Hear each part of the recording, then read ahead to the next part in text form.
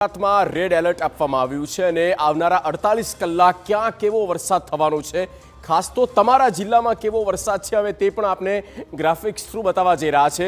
આ જુઓ, આપને ગ્રાફિક્સ થ્રુ ગુજરાતનો નકશો બતાવી રહ્યા છે। આવતીકાલની વાત કરી રહ્યા છે, 7મી સપ્ટેમ્બર। જો કે આજ રાતથી લઈને આવતીકાલ સુધી ક્યાં કેવો વરસાદ છે તે આ ચાર્ટ દ્વારા સમજવાનો પ્રયત્ન કરીએ।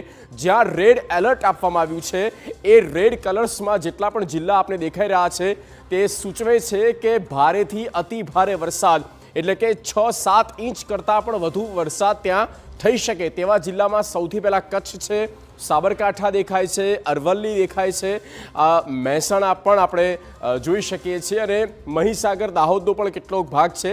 આ તમામ જે જિલ્લા છે જ્યાં ભારેથી અતિ ભારે વરસાદ થઈ શકે।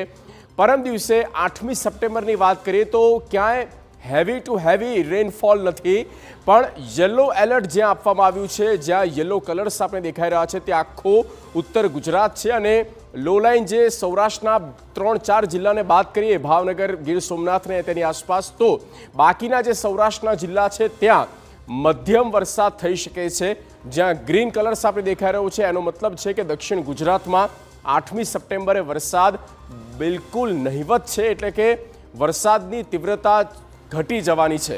તો આ ખાસ તો આવતીકાલની આગાહી છે ઉત્તર ગુજરાત માટે અને સાથે સાથે કચ્છ ઝોન માટે। તો આ 2 દિવસ આમ તો સાચવવાનું રહેશે અને આ 2 દિવસ દરમિયાન જે પણ હવામાન વિભાગ દ્વારા ચેતવણી આપવામાં આવી છે, અપીલ કરવામાં આવી છે, ખાસ તો તટીય જિલ્લાના લોકોને, ત્યાંના ફિશરીઝને એટલે કે માછીમારોને તે તમામ ઇન્સ્ટ્રક્શનનું પણ પાલન કરવાનું રહેશે। તો સિસ્ટમમાં ચોક્કસ એક વળાંક આવ્યો છે અને જે પહેલાં સૌરાષ્ટ્ર બાજુ દેખાતી હતી પણ હવે તેની અસર એ ઉત્તર ગુજરાત તરફ દેખાઈ રહી છે। Super prime